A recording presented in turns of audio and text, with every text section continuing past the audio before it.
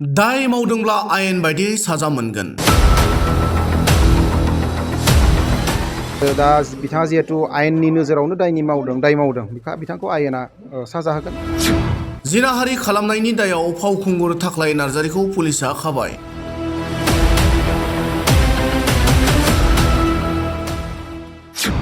साननैनि थाखाय पुलिसनि जिम्मायाव थाख्लाय नार्जारि।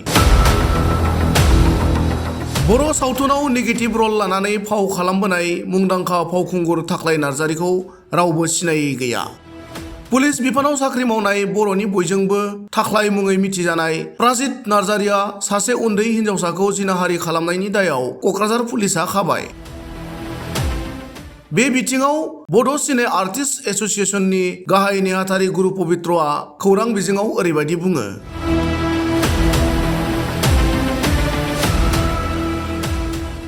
खांख्राय सावथुननि ट्रेलारावनो थाबाय। आं दहाय एसे मोन्दों, आं निउसखौ दासिम नायजोबनो मोनाखै, दसे उनाव नायगोन। बाथ्राया ओरैबायदि, जिखिनि दा निउसाव ओंखारदों, जाय दाय मावगोन बियो साजा मोनगोन। बिसाया जेनेबा जों प्रेस्टिजियास मोनसे दिनैनि समाव संगठन, बेयो जोंनि प्रेस्टिजखौ जाय माने हानि खालामगोन बिथांनि सायाव बिसाया जेब्लाबो मा होनो बेखौ बिथांखि लानाय जागोन।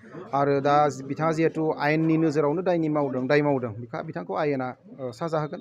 बेनि अनगायैबो बाथ्राया जुदि सैथोमारब्ला बेखौ लानानै आयेनाबो बिसार खालामसिगोन। आरो जिहेतु जोंनि बड' सावथुन मुलुगनि सासे मानसिमोन, बिथांनि सायाव जों माबायदि बिथांखि लानाय जागोन बेखौ थाबैनो बिसाया सावरायनानै रायजो राजानि गेजेराव फोसावगोन। गुबुन फारसेथिं क'क्राझार पुलिस थानायाव केस नं 501/22 आन्डार 363 IPC नि आवथायाव हमनाय थाख्लाय नार्जारिखौ मैया क'क्राझार बिजिरसालियाव नुजाथि होनानै साननैनि थाखाय पुलिसनि जिम्मायाव लायो। लोगोसेनो बेनि सायाव उखिला ओरैबायदि बुङो। কোকৰাঝাৰ পুলিচে এজন আসামী লৈ আহিছে।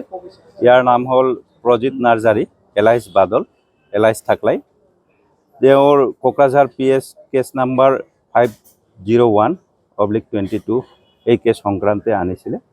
আৰু আণ্ডাৰ ছেকশ্যন আছিলে কেছটো 363, 370+1+4, 370A+1 আৰু 376(3) IPC retweet section 6 of POCSO act. তেওঁ পুলিচে আজি প্ৰডিউচ কৰে আৰু পুলিচ ৰিমাণ্ডত 5 দিনৰ কাৰণে বিচাৰে, কিন্তু যিমান সম্ভৱ জাজে 2 দিনৰ কাৰণে পুলিচ ৰিমাণ্ড এলাউ কৰিছে।